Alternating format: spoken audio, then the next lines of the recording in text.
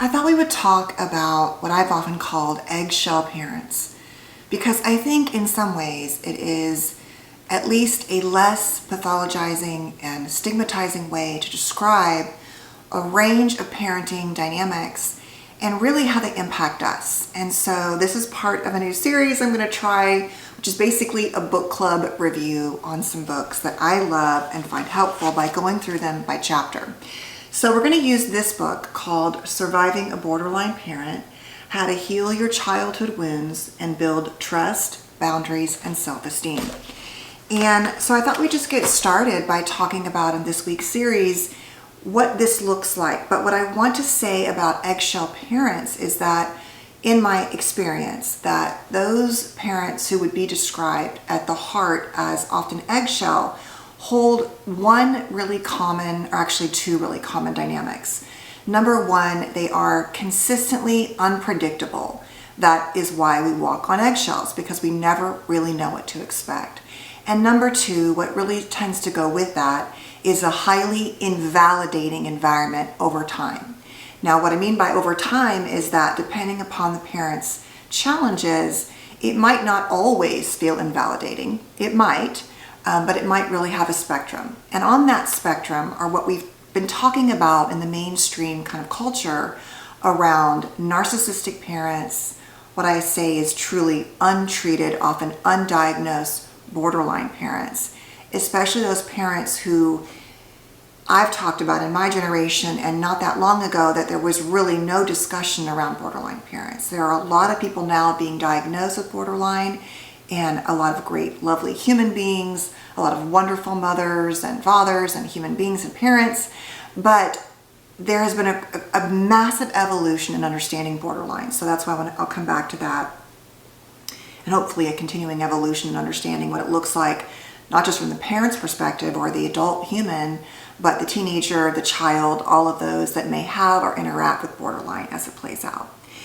And so also, we also call emotionally immature parents, which if you look through that book, which is a great book, historically speaking, on kind of the categories, many of the parents might fit into these diagnoses of narcissistic or borderline. Or they may just have some combination of traits. And at the heart of all of these conversations is often generational trauma being passed down, alongside genetics and biology and all of those things that are really combining from our internal world to our external world exposure. But why I want to use the word eggshell is because the more and more I talk about this, the more difficult it's become for me as someone who doesn't want to, really stigmatize any mental health issue, but also hold space for what it can feel like if you have been or are the child of a parent like this, if they remain untreated and unsupported, and really, not able to honor and validate what it feels like for you, let alone for them. And so I like the word eggshell parents, because when I say that, it tends to, I think, kind of cut to the chase about what that looks like. Now, also really quickly, when we talk about borderline and as it relates to eggshell, there can be some different nuances, I would say, or some nuances as opposed to narcissistic parents and walking on eggshells. Because the truth is, you can definitely walk on eggshells with parents who may have narcissism, some form of personality disorder like borderline, or emotional immaturity, where they can't really regulate their own emotions. That's what we're talking about. At the core, they're having a difficult time regulating. And so your experiences, because they don't know when or how or what it might be like to regulate, you never know either. So what I want to start though with this book is to talk about the thing that never had a name. And this is why I think it's important. This book was actually, published in 2003. So I don't know if there's been an update to this book. I'm not aware of one. And one of the first things they talk about in chapter 1 is that this is a silent name. Like, there's been no name for what this is. And to be honest, that is what really has, pulled me into making content and talking about my own mothering and fathering experiences, was because I didn't see it represented.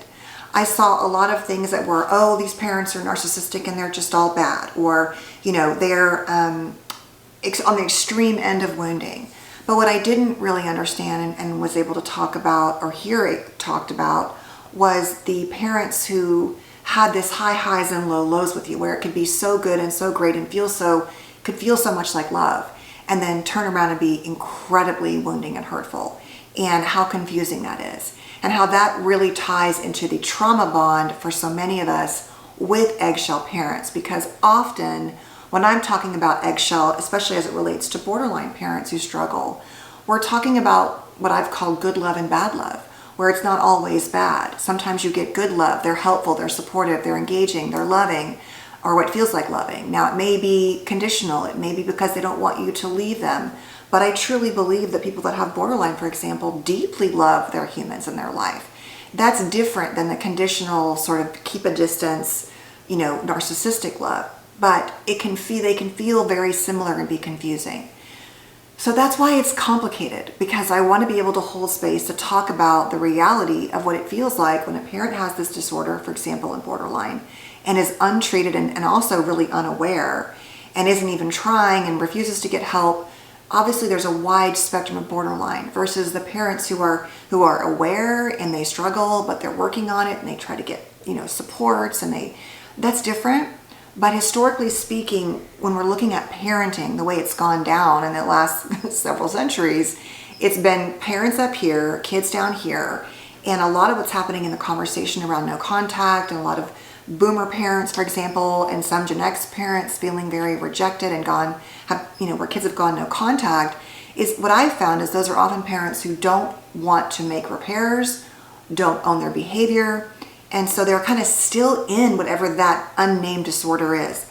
And that is why I want to talk about it. So in this book, it talks about borderline being historically not discussed. And what I've said is, even as a clinician, we had been sort of trained historically to look at borderline as this very extreme, you know it when you see it, as I've said in many videos. And the truth is, if we're talking about the etiology of borderline, especially as it relates to a high percentage of those who have this disorder with some form of PTSD and or complex PTSD, we're talking about people who are acting out their trauma, who've never been supported. And so on the one hand, we want to say, okay, that's not your fault. But on the other hand, we can see really hurtful, harmful behaviors that I also said I just don't believe that it takes a lot of, knowledge to say that's not right for me to call my child names or to behave that way. And then there's all this gray area where I think making your child your best friend and therapist is a thing that many of us just didn't really understand the impacts of unless we were on the receiving end of it. So all that being said, it's so complicated, because I want to hold space for what I do believe are victims, children victims of parents who struggle from whatever reality, and for the parents who are struggling and who have struggled. And that makes it a difficult space for me to walk in as a child of what I believe was both borderline and narcissistic parents.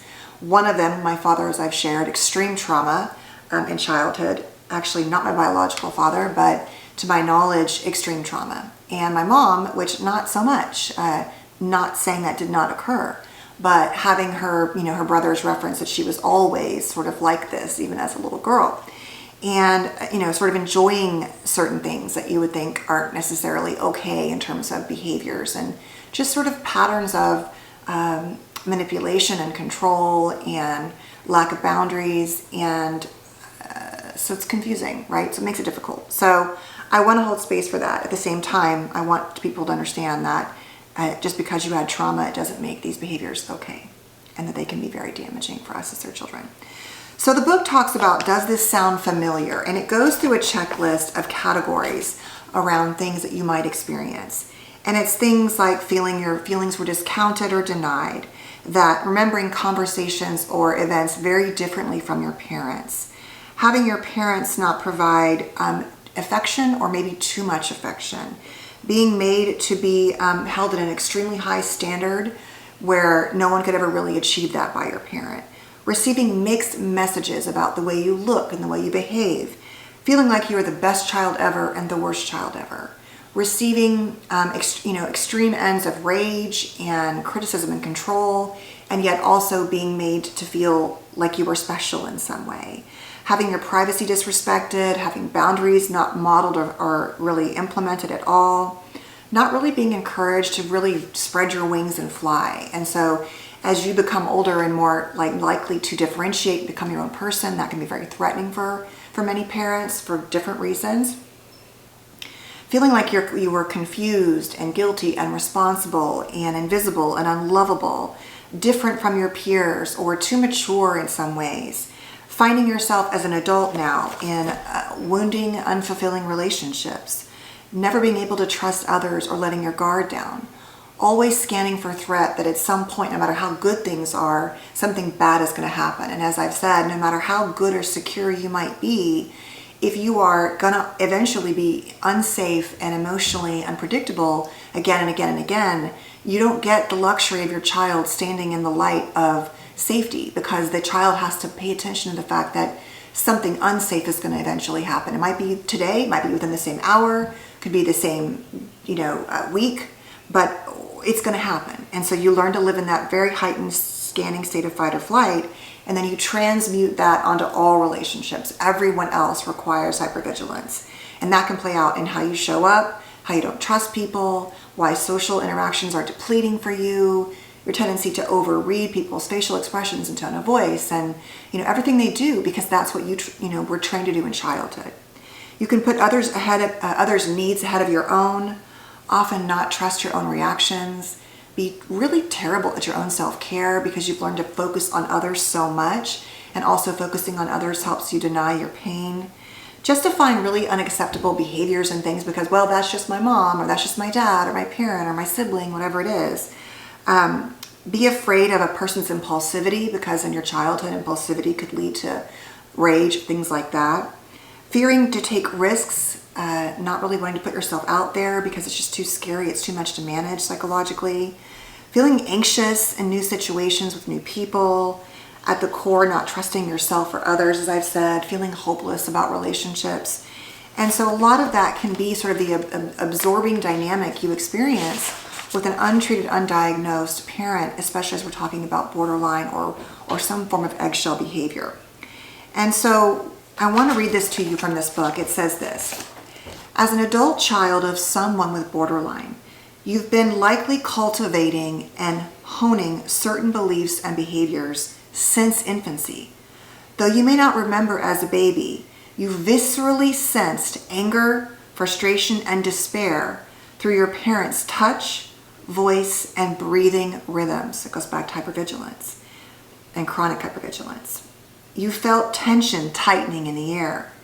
Growing up in a continual response to erratic and intense emotions has taught you certain reflexive responses, which come as instantly as your leg jerks when the doctor taps your knee with a rubber mallet, or you spin around when someone calls your name. Well and long ingrained, what you learned may have helped you protect yourself physically, mentally, and emotionally from your borderline parent, but it's probably not serving you well now. In fact, it may be keeping you from fully understanding and accepting yourself, and from connecting with others. The catch is your coping mechanisms and ways of relating to yourself and others are so much a part of your own emotional repertoire, you rarely stop to question them. They define your worldview like the tint of glass lenses, and therefore dictate how you see and interact with the world.